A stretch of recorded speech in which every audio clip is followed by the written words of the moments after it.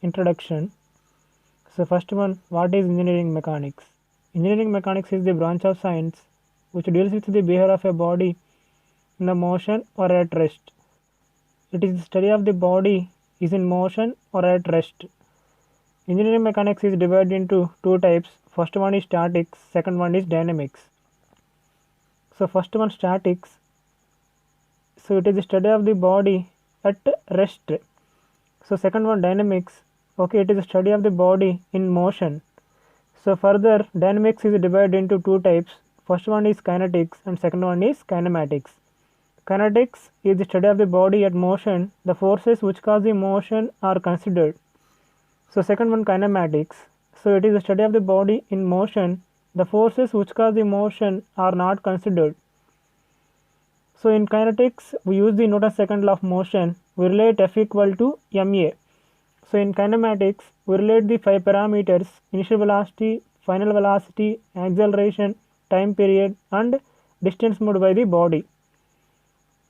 Second one, scalar and vector quantities. So what is a scalar? Scalar is having only magnitude. So for example, length, mass, time, distance, temperature, area, volume, density, speed, work, energy, moment of inertia, and etc. all are scalar quantities. So second one, vector quantity. So what is a vector quantity? So a vector quantity is having magnitude and direction. So it's having both magnitude and direction. So examples, displacement and force. So velocity, acceleration, momentum, moment, weight, angular velocity, angular acceleration, impulse, all are the example for vector quantities. So next one, fundamental units. So what are the fundamental units? Length, mass and time. So all are the fundamental units. So next one, force.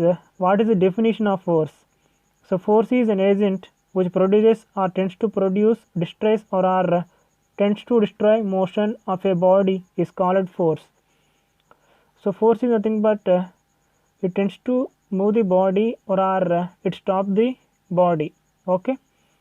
So next one, what is the unit of force? Unit of force is Newton. So force is a vector quantity.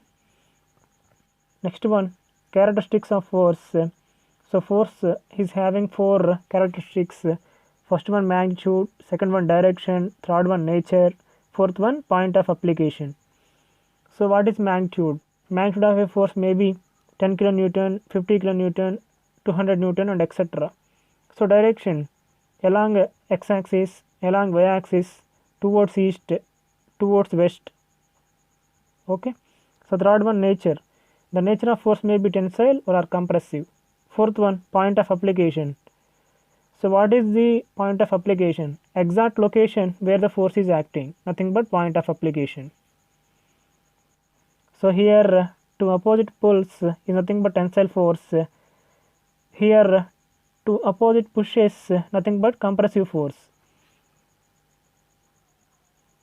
Next one, weight. So what is the weight? The force by which the body attracted towards the center of the earth is called weight. So weight is a vector quantity. So unit of weight is newtons, kilonewtons and kg force.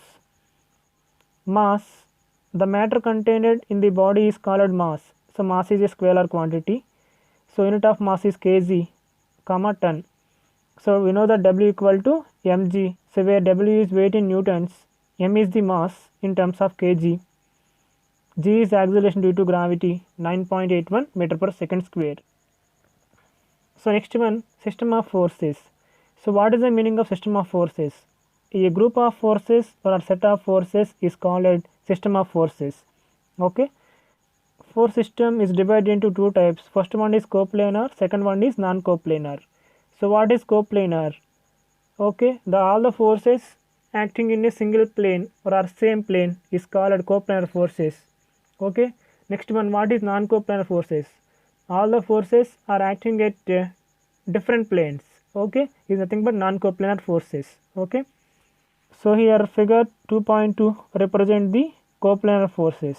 Okay, all the forces are acting in single plane. So what is the concurrent forces? So next one, concurrent forces. So what is the meaning of concurrent forces?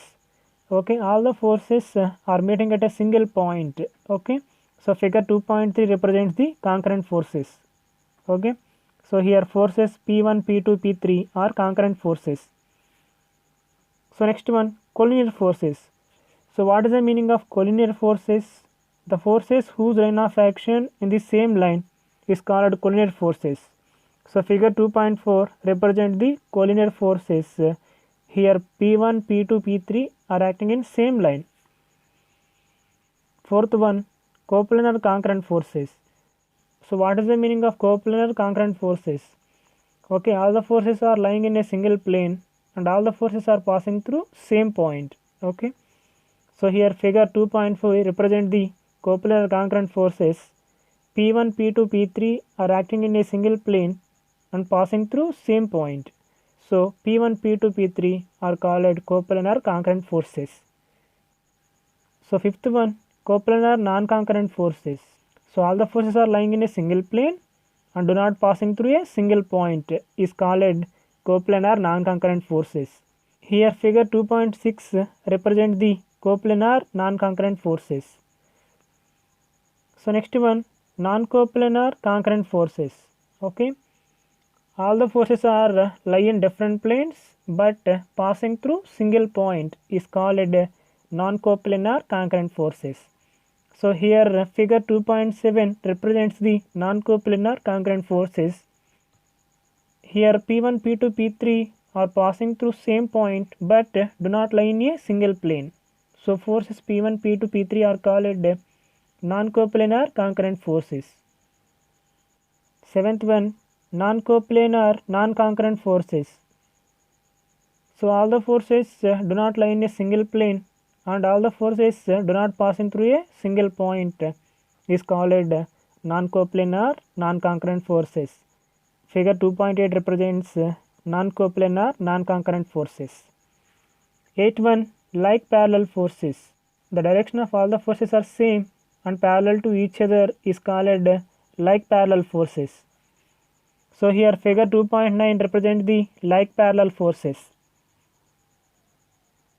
Unlike parallel forces, the direction of all the forces are in different directions and parallel to each other is called unlike parallel forces. So here figure 2.10 represent the unlike parallel forces.